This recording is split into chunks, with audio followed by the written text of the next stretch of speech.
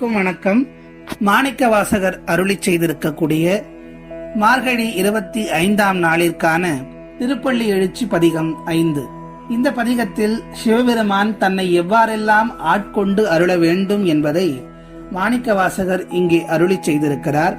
முதலில் பதிகத்தை பார்த்துவிட்டு வரலாம். பூதங்கள் தோறும் நின்றாய் எனின் அல்லால் போக்கிலன் வரவிலன் என நினைப்புலவோர் கீதங்கள் பாடுதல் ஆடுதல் அல்லால் கேட்டறியோம் உனை கண்டறிவாரை சீதங்கொள் வயல் திருப்பெருந்துறை மன்னா சிந்தனைக்கும் அறியாய் எங்கள் முன் வந்து ஏதங்களறுத்து எமை ஆண்டருள் புரியும் எம்பெருமான் பள்ளி எழுந்தருளாயே என்பது மாணிக்கவாசகர் பரிவோடு அருளி செய்திருக்கக்கூடிய திருப்பள்ளி எழுச்சி 5ஆம் நாள் பதிகம். வரிக்கு வரியாக இந்த பதிகத்தினுடைய விளக்கத்தை பார்க்கலாம். பூதங்கள் தோறும் நின்றாயனின் அல்லால் போக்கிலன் வரவிலன் என நினைப்புலவோர். பூதங்கள் தோறும் நின்றாய் என்று சொல்லுகின்றார். பஞ்சபூதத்தின் தத்துவமாக விளங்கக்கூடியவனே அந்த சிவபெருமான் தான். பிரபஞ்சத்தின் மூலமான காற்று, ஆகாயம், நீர், நிலம், நெருப்பு என்ற 5 பஞ்சபூதங்களிலும் கலந்து நிற்கக்கூடியவன் அந்த சிவபெருமான் என்று சொல்லுகின்றார். போக்கும் வரவிலன் என்ற வரிகளில் போவதும் இல்லாமல் வருவதும் இல்லாமல் நிலைத்து நிற்கக்கூடிய தெய்வமாக விளங்கக்கூடியவன் அந்த சிவபெருமான். போக்கும் வரவும் என்றால் ஏதோ போக்குவரத்து அல்ல. நாம் சொல்லுகின்றோம் அல்லவா, அந்த பிறவி போக்குவரத்து.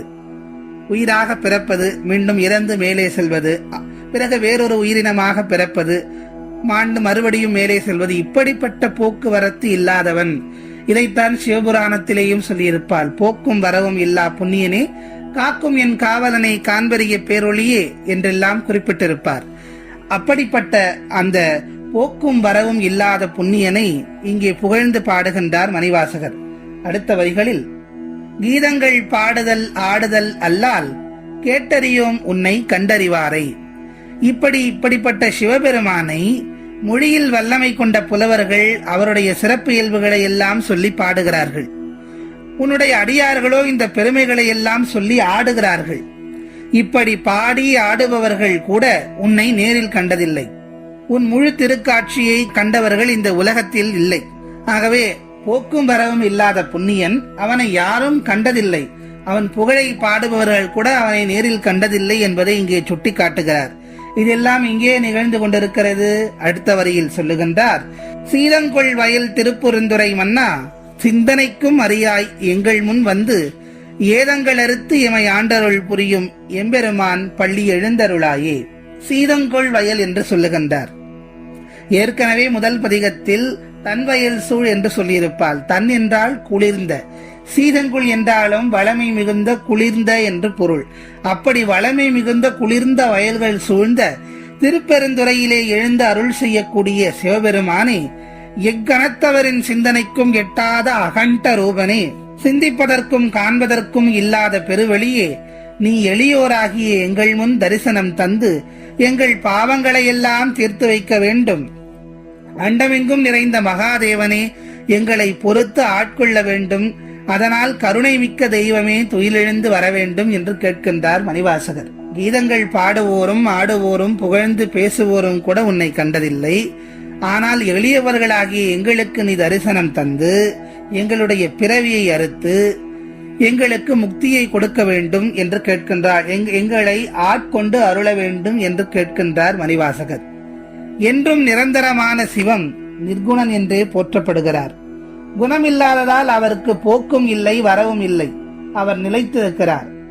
பிறப்பும் மறைவும் இல்லாத தன்மையால் அவரே பரமசிவம் என்றும் போற்றப்படுகிறார். அகண்ட வடிவம் கொண்ட எங்கள் சிவன் அன்பு கொண்டு அவன் தாளை பற்றி கொண்டால் எளிய வடிவாகி எழுந்தொருளி ஆட்கொண்டு விடுவார் என்பதே இப்பாடலின் கருத்தாகும். பரபிரம்மம் என்னும் ஈசன் என்னிலும் முன்னிலும் நிறைந்திருப்பதால் அது எங்கும் நிறைந்து எல்லாமுமாக உள்ளது. அதை உணர்ந்து கொண்டால் ஆன்மா சிவத்தை அறிந்து கொள்ளும். பரமசிவம் எனும் அகண்ட வடிவம் நம் ஆன்மா என்னும் சிறு குமிழிக்குள் அடங்கி இருக்கிறது. சிவத்தின் சிறிய வடிவம் நாம் என்பதால் அதன் தன்மையையும் கொண்டிருக்கிறோம். இதனால் நம் ஆன்மாவும் நிலைத்திருக்கும். மீண்டும் மீண்டும் பிறப்பெடுத்தாலும் ஏதேனும் ஒரு பிறவியில் சிவத்தை உணர்ந்து கொண்டால் அந்த பிறப்பு சிவத்தோடு கலந்து விடுகிறது. எவருமே அறிய முடியாத அவன் பேருருவை கண்டறிவது கடினம். ஆனால் கருணை கொண்ட அந்த தேவனின் இருப்பை உணர்ந்து கொண்டால் போதும், அவன் நம்மை ஆட்கொண்டு தம்முள் இணைத்து சிவலோகத்தில் நம்மை சேர்த்துக் கொள்வார் என்று உணர்த்தி சொல்லுகிறார் மாணிக்கவாசகர். ஆகவே நாமும் அப்படிப்பட்ட சிந்தனைக்கு எட்டாமல் இருக்கக்கூடிய சிவபெருமானை உணர்ந்து அவனுடைய தாளை பணிந்து சரணாகதி அடைந்து அவன் அருளை பெறுவோம் என்று சொல்லி மீண்டும் நாளைய திருப்பள்ளி எழுச்சி பாடலில் உங்கள் அனைவரையும் சந்திக்கிறேன். நன்றி, வணக்கம்.